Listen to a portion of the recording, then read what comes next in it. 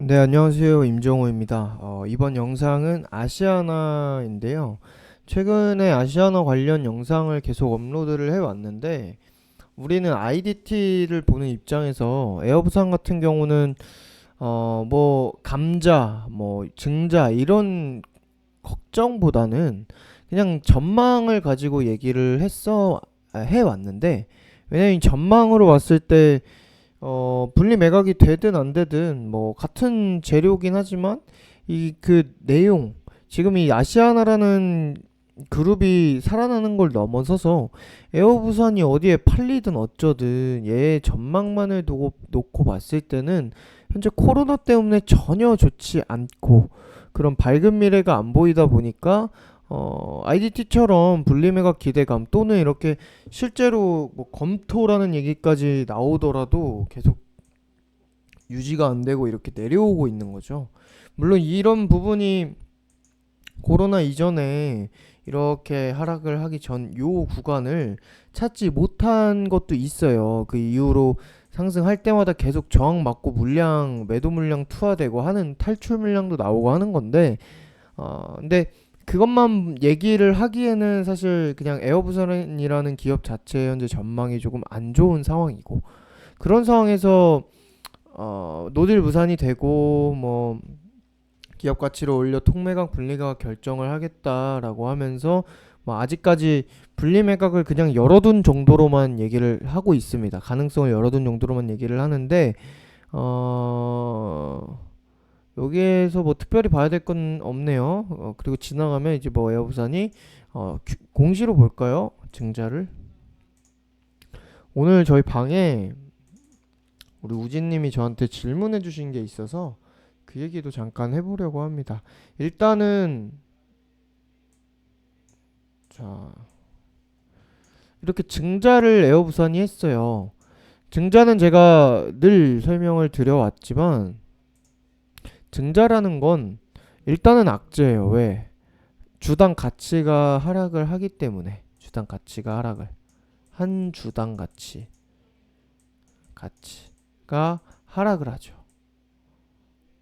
왜냐면 내가 한정판으로 100개 팔던 거 가지고 있었을 때와 그냥 평상시에 살 수 있는 거, 그 두 개의 희소성에 대한 가치는 다르죠. 그런 가치로 인해서 악재인데, 근데 이 증자라는 거는 사실 누가 투자를 또 하느냐에 따라 투자자가 저 사람이야? 저 기업이야? 이런 반응으로 또 호재로 반영되기도 한다라고 얘기를 했습니다. 어, 자세한 내용으로 뭐 증자 영상은 아니니까 살짝 쿵 지나가게 되면은 일단은 일반 공모죠. 그리고 규모가 증자 전에 이렇게 5,207만 주가 있었는데 3천만 주로 반이 넘는 양의 주식을 신규로 발행을 합니다. 이거는 물론 1대1로 막 많이 좀 거의 뭐 죽어가는 기업들이 많이 하고 하지만 거의 1대1께서 조금 적은 거라, 그러니까 결국에는 이게 모두 다 운영 자금으로 사용되기도 하고, 뭐 지금 LCC가 안 힘든 아니 힘든 걸 모르는 사람들은 없잖아요.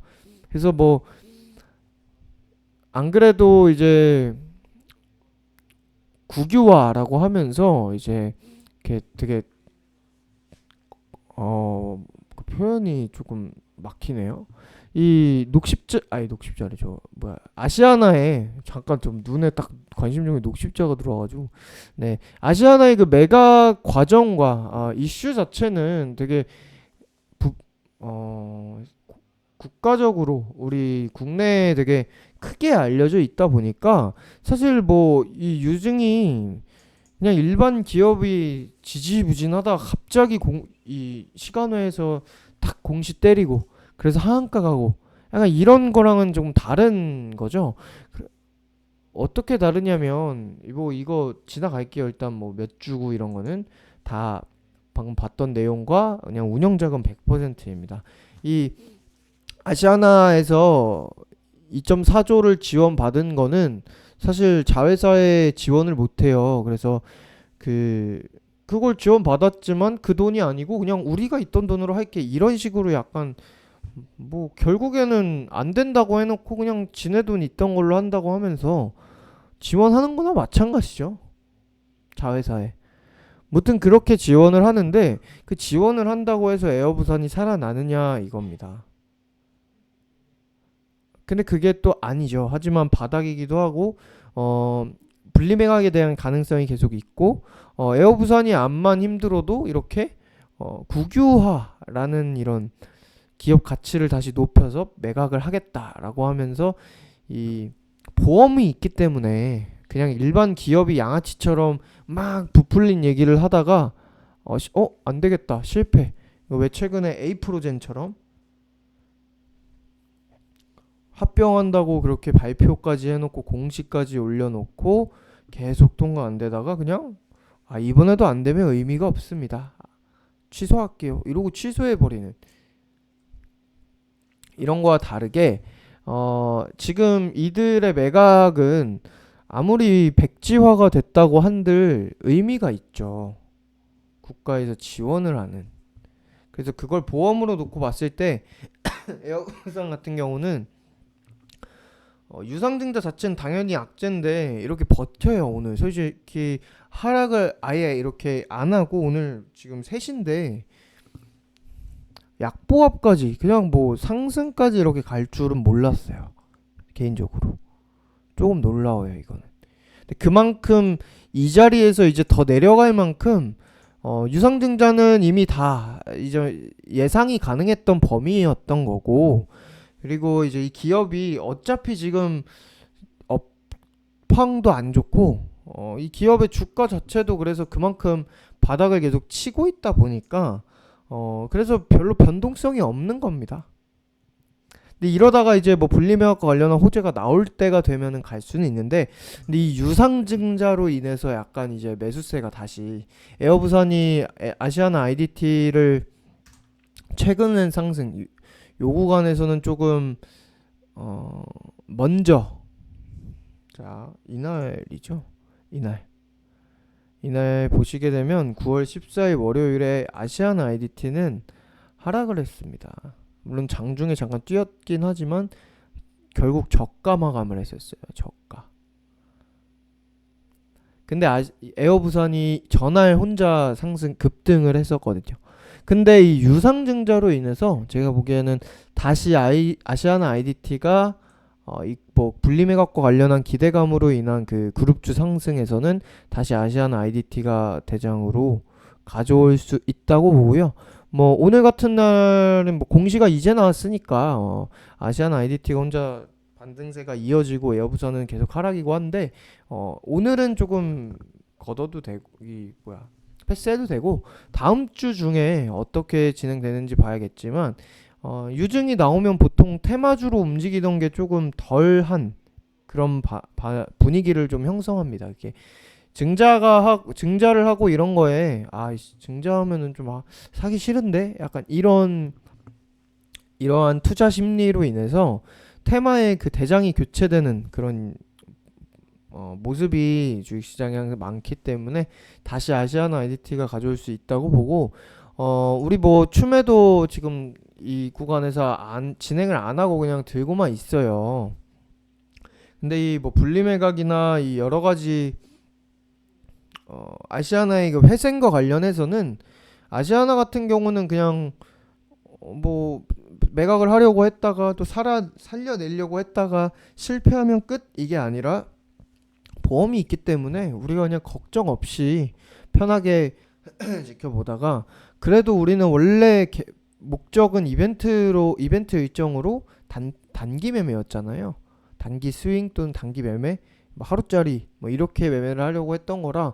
근데 이게 시장 영향까지 겹치면서 조금 낙폭이 커져서 우리 뭐 당장에는 일단 시장 연휴 전에는 제가 대응을 어떤 종목도 지금 안 하고 있어요. 그래서 지나가고, 그리고 나서 바로 이렇게 자리를 찾아가게 되면은 수익 실현 바로 그냥 보유 비중으로 짧게 그냥 챙기고 바로 나갈 거고, 그리고 나서 나중에 다시 좋은 단가를 잡으면 되는 거고, 여기서 바로 가지 못하고 또 한번 쉬어가는, 왜냐면 지금 이렇게 저항을 막고 있는 것처럼 다시 이 위로 가다 보면은 여기에 물량이 계속 쏟아져 나올 겁니다.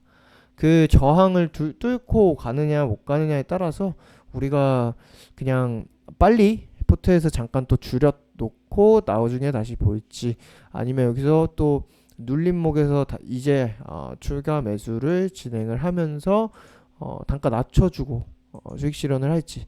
뭐 국유화라는 보험 때문에 걱정은 전혀 없는 종목인데, 그래도 현재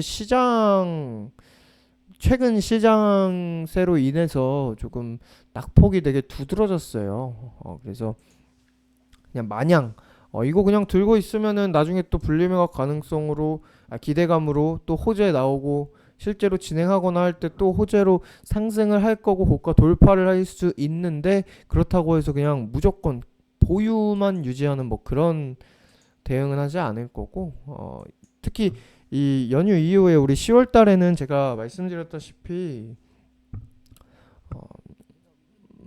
조금 빠르게 포트 대응하고, 우리 예전처럼 종가 베팅 뭐 시가 매매 이런 거 조금 빠릿빠릿하게 진행을 할 거예요. 그래서 아시아나도 마찬가지로 그냥 마냥 보유는 아니고 빠르게 대응을 하는 종목 중에 하나일 겁니다. 근데 뭐 그렇다고 해서 그냥 섣부르게 할 건 아니고, 아시아나 같은 경우 그래도 이렇게 급하게 내려온 만큼 내려오고 나서는 또 반등도 V자로 지금 급하게 나오고 있어서 현재로서는 그냥 보유만 유지하시면 되겠고요. 뭐 이슈로는 뭐 분리매각 이 내용은 뭐 검토 이런 것 뿐이지, 지금 당장에는 아시아나 IDT를 매각을 하느니, 에어부산 에어서울을 묶어서 매각을 하느니, 다시 또 나중에 통매각을 하느니, 뭐 이게 지금 정해지지 않은 것 같아요. 검토 얘기만 나오고, 이동걸 산업부터 회장이 저 아시아나 기업가치 KDB 산업부터 회장이 구조조정과 관련해 우선 안정화시키며 기업가치를 훼손하지 않고 나아가, 이렇게 얘기를 했단 말이에요. 지금 얘네가 이제 이렇게 정하는 건데, 이 산업은행 회장의 입장에서는 뭐 당장에 아시아나 ITT를 판다, 에어부산을 판다, 이거를 지금 얘기할 그런 상황이 아닌 거예요. 왜냐면은 이 아시아나 자체도 매각을 하다가 실패했기 때문에. 그래서 뭐 당장에 딱 정해져서 나오진 않을 거예요. 그러다 보니까 지금처럼 계속 이런 기대감, 이런 뭐 조금 기대감이 있을 만한 약간 발언을 어디서 한다든지 뭐 정보가 흘려지면은 이제 그게 또 기대감으로서만 반영이 될 거고, 우리는 아마 뭐 정말로 우리가 분리매각을 보고 매도를 할 건 아닐 겁니다. 당연히 한참 전에 그냥 기대감으로 상승이 나오고 할 때 매도가 다 마무리될 거예요. 저 10월 중으로 스윙주 대거 다 이제 대응을 다 하겠다고 말씀을 드렸는데, 당연히 아시아나도 10월 중에 마무리를 할 겁니다. 네, 그렇게 보시면 될 것 같아요. 뭐 오늘 특별한 내용은 사실 아니고, 에어부산 유상증자 때문에 마무리를 짓자면, 에어부산이 유증을 이렇게 하면서 아시아나 IT의 영향이 어떻게 있을까요? 라고 아침에 질문을 해주셨는데요. 신경 쓰지 말라 그랬어요. 일단은 그룹주가 원래 이렇게 같이 움직이는 그룹주는 유증으로 얘가 하락을 하면은 다른 그룹주도 뭐 관계가 없지만 하락을 하기도 합니다. 관계가 없다기보다는, 왜냐면 에어부산이 뿐만 아니더라도 그런 식으로 그룹주들은 지분 관계가 연동이 되어 있으면, 만약에 아시아나 IT 에어부산의 이 지분을 가지고 있을 때 에어부산의 이런 지분 가치가 하락하면 아시아나 IDT의 자산 가치도, 자본 가치도 하락을 하죠. 그런 개념으로 이 그룹주가 다 같이 한 종목 유증 나왔는데 다른 종목도 빠지고 이렇게 나오는 건데, 뭐 에어부산의 그런 걱정은 전혀, 이 유증으로 인해서 아시아나 IDT의 그런 걱정은 전혀 할 게 없고, 오늘 일단 주가가 많이 밀리지 않는 것만으로 에어부산의 유증이 그렇게 그닥 뭐 충격적이고 급락을 이렇게 보이고 있어서 아시아나 IDT도 뭐 걱정을 할 만한 그런 내용은 아니고, 일단 우리는 에어부산 보유는 아니기 때문에 뭐 권리락을 맞는다든지 보유를 하더라도 유상증자에 참여할 이유는 없잖아요. 그래서 그냥 딱 간단하게만 말씀드리면은 신경 쓰실 거 없습니다. 왜냐면 뭐 감자라든지 유증 이런 거는 에어부산 입장에서는 이미 그 기사에서도 많이 약간 추정된다라고 이렇게 나오던 얘기고, 오히려 에어부산 입장에서는 지금 뭐 돈 없으면은 어떻게 해야 될지 막막한 판인데, 아시아나에서 원래 이 지원금을 자회사에 조달하는 게 금지되어 있는데, 뭐 그 돈이 그 돈이죠 솔직히. 저 돈을 받았으니까 내가 있던 돈 이렇게 쓰는 건데, 이게 뭐 무슨 말이에요 이게.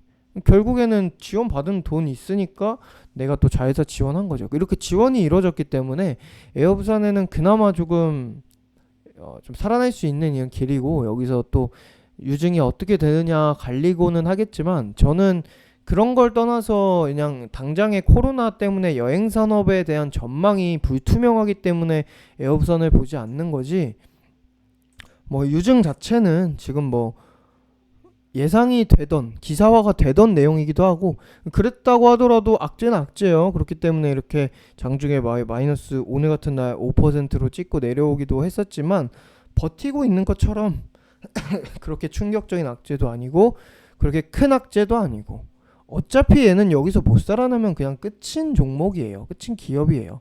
코로나 때문에, 저가 항공사기 때문에. 돈이 안 되는데 어떻게 할 거야? 돈이 안 벌리는데.